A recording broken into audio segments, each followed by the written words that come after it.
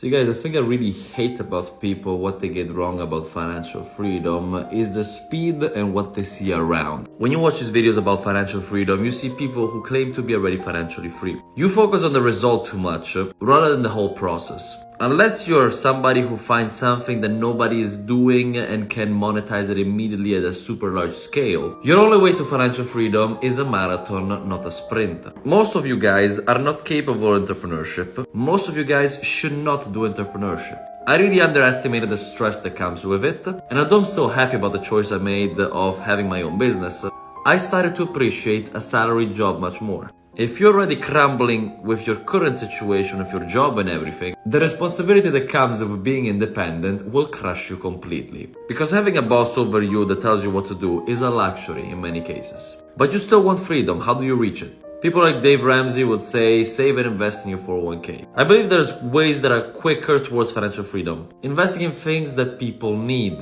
For example, if I were to put $100,000 in the S&P 500, on average I'll be making 10% a year. This is historical, this is not financial advice, this is not a prediction of the future, this is simply the average of the past. However, if I invest in, for example, rental properties, the return can be much higher. The reason is, when you have rental properties, there are two ways to make returns. Number one is rent, and number two is appreciation of the house. Why can you make more money here? So here's the trend. There's a growing population in the United States. However, the growth is not related one-to-one with the amount of new homes that are being built. On top of that, many homes are dying every single year and not livable, which means that the amount of homes per capita is actually decreasing. But at laws of supply and demand, housing will become more and more expensive. Now, you can be a sustainable investor like I am, or instead of being contributing to inflation by renting at market rent, you can still rent at under market rent. I on average discount everything by 20 to 30%. And I still make more than the stock market.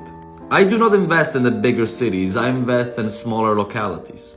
Places where I can buy a house for 40 grand and still rent it for 600, even when the market rent on average is around 800. The average US income gross is 50K, which is around 40K after taxes, which is less than 4 grand a month. Let's be conservative and let's say you can buy one house in cash for 40 grand every 3 years. Or if you use loans, it's actually easier. If you start at the age of 20, in 18 years, so by age 38, you have the average American salary and passive income coming from rent. On top of all that, your houses will increase in price by 3% on average every single year. It can take much less time as you become more experienced, or if you want to do real estate full time. But housing is a pretty good way to financial freedom, not financial advice.